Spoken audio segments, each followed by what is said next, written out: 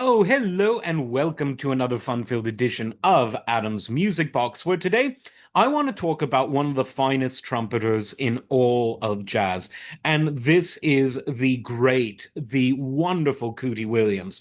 Now, Cootie Williams was around for a long time, and jazz, as well as popular music as a whole, changed immensely in the decades that he was an active performer.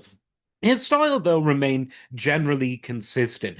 I would say that he was able to do something that is very difficult, and that is he made the trumpet sing. He was able to play the trumpet the way a good vocalist would vocalize, and that is not easy. The trumpet is not an instrument that easily sounds beautiful. In an orchestra, in a brass section, it blends with the other brass instruments to create a wonderful sound. But as a solo instrument, it has the propensity to sound very harsh and not particularly easy to listen to.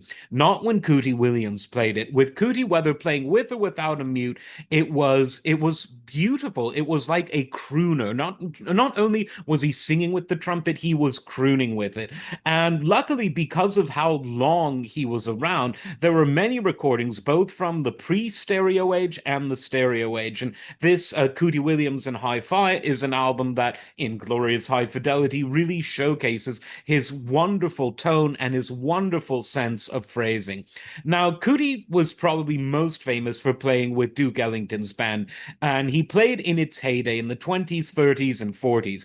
In the 40s, he played with Benny Goodman, which some people thought was controversial for racial reasons, but hey, it's all music to me. He then started his own big band, but as big bands tended to fade out of fashion, a lot of it for financial reasons. He played in various combos and even played some sort of blues and with blues and R&B musicians as opposed to sort of strict traditional jazz musicians. But towards the final decades of Duke's life, he rejoined the Duke Ellington band as the band was sort of experiencing a kind of revival in the 60s and into the 70s. And there were some great performances that he had with Duke in wonderful color on video and in hi-fi.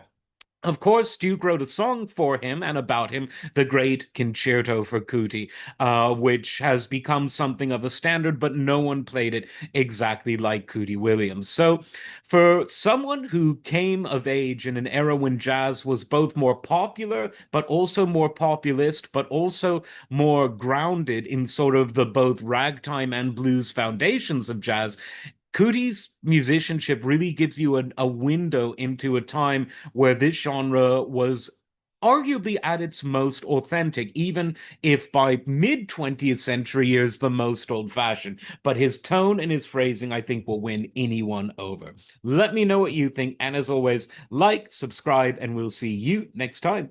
Take care.